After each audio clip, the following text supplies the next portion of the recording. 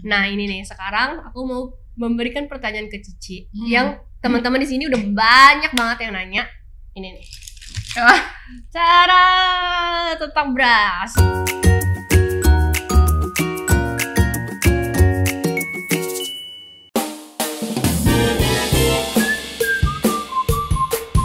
Iya, jadi nih ada juga Ci yang nanya. Jadi untuk watercolor itu kan ada dua sisi. Yang halus sama yang kasar. Nah itu masing-masing itu ada fungsi sendiri-sendiri atau misalnya yang kita pakai tuh yang mana gitu? Jadi kertas watercolor sendiri in general tuh banyak banget macamnya.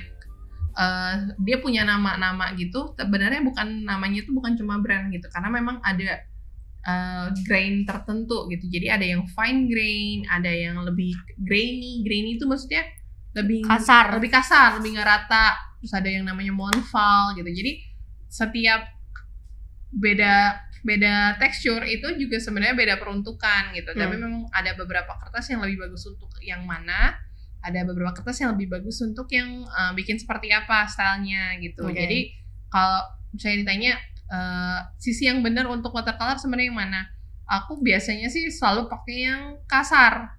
Ya aku juga gitu. Sih, aku selalu pakai ya kan? yang kasar. Jadi pakai yang kasar banget nih, kayak mungkin nggak kelihatan ya di sini tapi lebih berpori-pori. Yang ini lebih smooth. Bisa dipakai nggak dua-duanya bisa gitu, tapi kalau misalnya kamu mau teknik yang seperti ngeblok akan lebih bagus pakai yang gini, yang kasar. Kalau mau yang lebih halus, yang lembut, gitu, warna soft gitu. Terus blendingnya juga value-nya tuh halus gitu, jadi dari gelap ke terangnya tuh tidak ada segmen gitu ya, nggak kelihatan garis-garis warna yang berbeda. Itu disarankan untuk pakai yang lebih smooth, lebih halus kertasnya. Mungkin teman-teman di sini yang lagi nonton bisa coba cek watercolor papernya, terus bisa lihat nih dua sisinya yang mana, yang kasar atau yang lembut, dan mungkin bisa langsung dicoba ya Ci, kayak oh ternyata ini loh bedanya, yang smooth yang mana, yang kasar kayak gimana bentukannya. Jadinya seperti apa gitu, juga bisa lihat sih. Nah ya benar. Terus juga nih Ci, jadi kan juga kalau kita live nih kita banyak juga ada yang nanya kan, kayak kalau watercolor tuh yang berapa gram sih kira-kira, itu kan banyak banget kan nanya. Itu minimum yang untuk beginner kira-kira harus yang kayak gimana atau yang kayak gimana? Kalau untuk watercolor paper sebenarnya di atas 200 tuh udah bagus gitu. Cuma kalau kamu masih struggling kayak cara menghandle airnya, terus kayak harus sebasah apa, nggak tahu nih harus sebasah apa harus kering-kering gitu kan, belum bisa kontrol air dengan baik, sebenarnya akan lebih baik pakai watercolor paper yang jauh lebih tebal, seperti di atas 250, 260 ke GSM bilangnya, gram ke atas gitu. Jadi kenapa seperti itu? Karena semakin tebal kertasnya dia akan semakin lebih tahan sama air gitu. Misalnya saat kamu belum ngerti-ngerti banget cara blending, berarti kan agak berapa kali kerjanya gitu ya, agak lebih banyak gitu.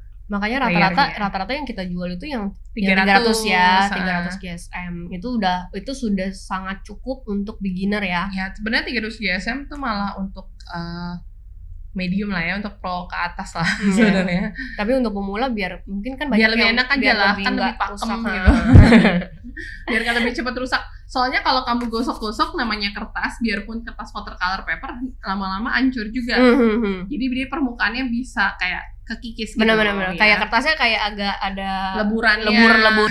Nah, ini nih sekarang aku mau memberikan pertanyaan ke Cici yang teman-teman di sini udah banyak banget yang nanya. Ini nih. Cara tentang beras. Ini tuh udah banyak banget yang nanya, dan Cici juga pasti sering banget kan dapat DM yang nanya soal beras ini. Jadi ini tuh bedanya beras itu untuk watercolor tuh apa, oil itu apa, yang punya bisa tolong jelasin nggak sih? Ini masing-masing fungsinya untuk yang kayak gini nih. Ini belum lengkap ya. Jadi kita general aja. Aku juga masih nyari-nyari untuk, maksudnya ada beberapa kuas tuh yang peruntukannya beda-beda gitu kan. Memang purpose-nya juga beda-beda. Dan beberapa kuas itu agak sulit dicari di sini gitu. Jadi masih nyari. Jadi kita juga belum komplit tipe-tipenya belum komplit, tapi we have mostly gitu. Jadi ada beberapa yang memang sering kita pakai juga dan sudah lumayan komplit. Nah, jadi bedanya apa watercolor, oil, akrilik sama akrilik. Nah, banyak banget yang nanya cat akrilik. Kuasnya. Kuas akrilik itu bisa dipakai buat watercolor apa enggak? Bisa. Tapi kalau yang bulunya itu halus, lembut. Seperti nilon, nih yang kayak gini taklon, manglon gitu. Jadi kayak gini guys. Ya itu. Ini sekalian. Oh iya, ketinggalan. Ini nih yang kayak gini. Jatuh, maaf. Nih kayak gini. Nah ini sintetik. Ini sintetik nilon bilangnya ya. Jadi kalau warnanya oranye-oranye tuh nilon. Ini juga sama nih yo. Ini juga nilon. Nah pokoknya halus-halus seperti ini tuh nilon. Oh yang kayak gini tuh yang kita jual ya, yang di acrylic painting kit kita akan kasih yang kayak gini, yang nylon. Terus juga satu set kayak gini nih. Dapat 6 piece. 6 piece, ada yang point, ada yang round, ada yang flat. Nah, terus habis itu oil. Nah, kalau oil itu aku biasanya menyarankan pakai bristle brush. Ini yang kita sebut bristle. Bristle tuh dari bulu rambut ya, rambut kuda gitu sebenarnya. Jadi dia agak kasar dan tebal. Nah, mungkin teman-teman kalau mau dengar suaranya dulu bisa kayak gini. Iya. ASMR ya. Kayak gini, jadi kasar-kasar gitu. Kalau di gini bisa ada bunyinya. Ini enggak. Iya, benar-benar. Nah, ini kenapa ini bagus buat oil? Ini enak banget buat blending oil. Jadi karena agak kasar dan kaku. Kalau kamu pakai yang terlalu lemas untuk blending oil itu pasti akan struggling karena most of the paint will stay on the brush. Bukannya di kanvas, malah di brush. Iya, semua menumpuk di ferrulnya. Biasa di ujung-ujung ini nih. Di ujung-ujung mungkin sedikit kenalan ya.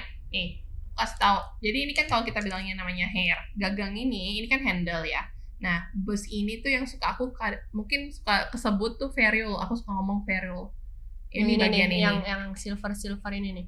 Iya, silver itu yang biasanya metals itu yang kita sebut namanya ferrule. Akan lebih baik kalau kamu saat ngelukis catnya tuh jangan sampai kena ferrule ini, karena udah sampai situ bersihnya susah. Terus biasanya kuasnya nanti catnya akan numpuk di dekat bagian pangkal dari bulunya itu. Perbatasan ini loh, perbatasan antara yang silver ini sama bulunya ya Ci ya. Iya, dan itu bersihnya susah.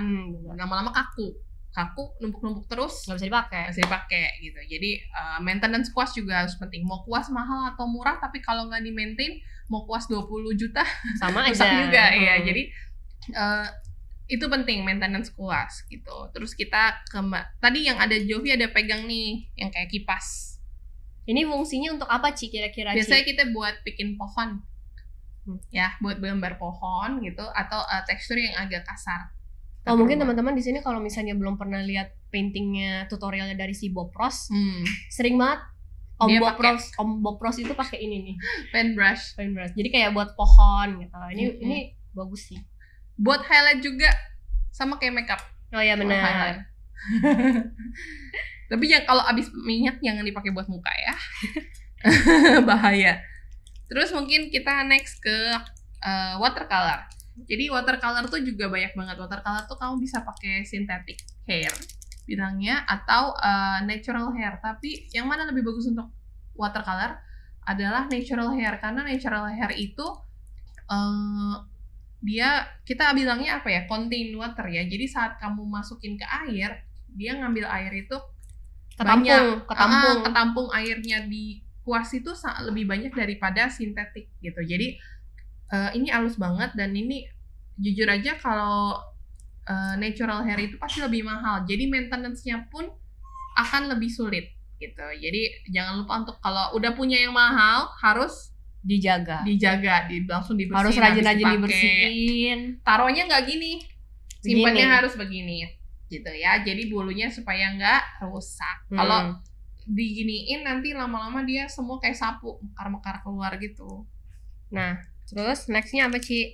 Nih, ini juga natural nih ya, yang kayak gini. Ini juga natural hair nih. Bisa dilihat ya, ini natural hair. Ini oval wash namanya. Ini oval wash, ini round.